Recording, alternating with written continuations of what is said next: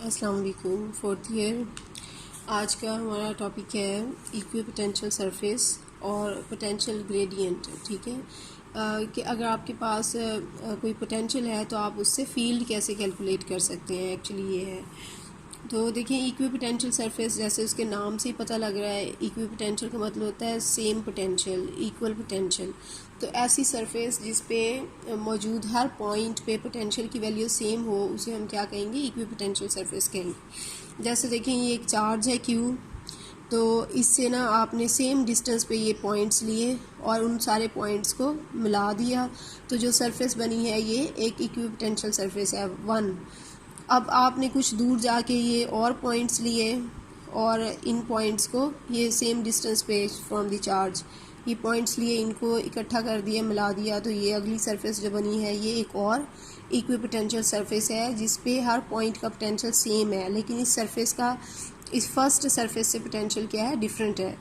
इसी तरह यहाँ पे जाके हमने इक्वल डिस्टेंस पे फ्रॉम द चार्ज ये पॉइंट्स लिए और फिर इन सारे पॉइंट्स को ज्वाइन किया, तो हमें जो सरफेस मिली है वो एक इक्वी पोटेंशियल सरफेस है। यानी अगर हम चार्ज से सेम डिस्टेंस पे डिफरेंट डायरेक्शन में पॉइंट्स लेंगे तो उन सब पॉइंट्स को मिलाने से जो सरफेस बनेगी उस पर हर पॉइंट पे पोटेंशियल की वैल्यू क्योंकि सेम है, being at the same distance from the charge, तो ऐसी सरफेस को हम क्या कहेंगे, इक्वी पोटेंशियल सरफेस कह देंगे। ठीक है, अब देखें आपके पास लेटर ये एक चार्ज था, ये इक्वी पोटेंशियल सरफेसेस हैं, सरफेस 1 है, 2 है और 3 है। फ़र्ज़ करें कि ये जो सरफेस 1 है और सरफेस 2 है, इन दोनों के दरमियान जो पोटेंशियल डिफरेंस है वो dv है। यानी dv वो पोटेंशियल है जिसका डिफरेंस है इन दोनों सरफेसेस के दरमियान। ज़ाहिर है सरफेस 2 दूर है और सरफेस 1 नज़दीक है चार्ज के, तो सरफेस 2 का जो पोटेंशियल है वो सरफेस 1 से कम होगा। तो dv जो है वो change in the potential difference है फ्रॉम सरफेस 1 टू सरफेस 2। और लेट जो distance between this to surfaces है वो dr है।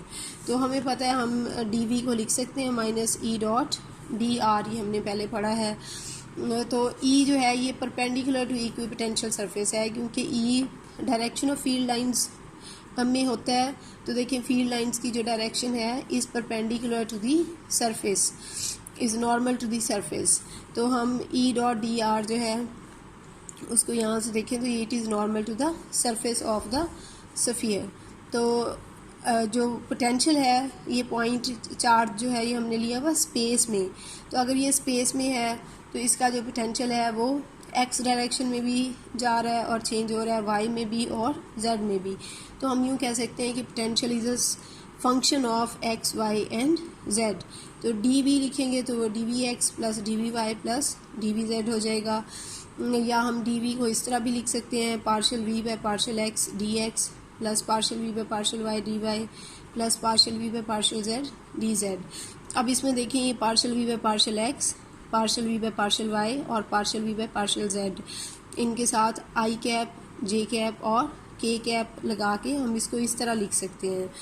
और D X D Y D Z जो है इसको हम भी लिख सकते हैं D X I cap plus D Y J cap plus D Z K cap. और इन दोनों के दरमियान अगर हम डॉट प्रोडक्ट ले लें तो डॉट प्रोडक्ट में क्योंकि ऐसे ही होता है ना, ए एक्स बी एक्स प्लस ए वाई बी वाई प्लस ए जेड बी जेड, तो वापस हमारे पास यही वाली फॉर्म आ जाएगी। अब ये वाली जो फर्स्ट ब्रैकेट्स में है जो चीज़, ये क्या है, ये है ग्रेडियंट, और जो सेकंड वाली में है इसको हम डी आर लिख सकते हैं। ठीक है, तो हम इसे फिर लिख सकते हैं minus E dot D R, हम अगर इसे लिखना चाहें तो ये इसके इक्वल है, या इसे हम minus partial V by partial R लिख सकते हैं। ठीक है, और इसको अल्ट फॉर्म में हम लिख सकते हैं E is equal to minus D V by D R. यहाँ पे जो नेगेटिव साइन साथ आया है, ठीक है, नेगेटिव साइन किस लिए है, क्योंकि देखें जो पोटेंशियल है ई की डायरेक्शन में अगर हम चलेंगे तो पोटेंशियल इज़ डिक्रीजिंग क्योंकि डिस्टेंस इंक्रीज़ हो रहा है। तो ये नेगेटिव साइन यही शो करता है कि अगर हम फॉलो करें ई की डायरेक्शन तो पोटेंशियल डिक्रीज़ होता है। ठीक है, अब पोटेंशियल ग्रेडियंट क्या होता है, ये होता है maximum rate of change of potential with respect to position के लिहाज से जो पोटेंशियल में चेंज है ये जिस पॉइंट पे मैक्सिमम होगा जिस डायरेक्शन में मैक्सिमम होगा उसे हम क्या कह देंगे, इसकी मैक्सिमम वैल्यू को पोटेंशियल ग्रेडियंट कह देंगे। यानी potential gradient is actually maximum value of dV/dr। अब हम डिफरेंट डायरेक्शंस में जाएं तो पोटेंशियल में चेंज आ रहा होता है विद रिस्पेक्ट टू पोजीशन, लेकिन जहाँ पे पोटेंशियल में change with respect to position maximum होगा उसको हम क्या कह देंगे, पोटेंशियल ग्रेडियंट कह देंगे। और यहाँ से देखें तो पोटेंशियल में चेंज मैक्सिमम कब होगा, जब हम परपेंडिकुलर टू ई जो है वो जाएंगे, ठीक है, तो पोटेंशियल में चेंज मैक्सिमम हो जाएगा।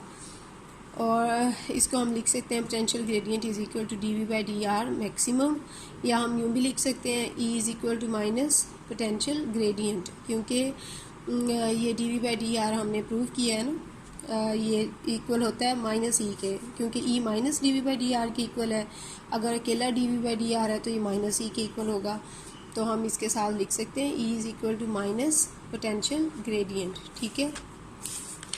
और E is equal to minus dV/dr maximum भी इसको लिख सकते हैं। और direction of dr for which dV/dr has its maximum value is always at right angles to the equipotential surface. Surface के परपेंडिकुलर जाएंगे तो तभी dV/dr की वैल्यू क्या होगी, मैक्सिमम होगी, ठीक है। और इसे वेक्टर फॉर्म में लिखना हो तो E के ऊपर भी वेक्टर साइन लगा दें और R के साथ भी साथ एक यूनिट वेक्टर r कैप लगा दें, ठीक है। चलिए यहाँ तक कर लें, यहाँ तक कोई भी प्रॉब्लम हो तो आप पूछ सकती हैं। Thank you very much.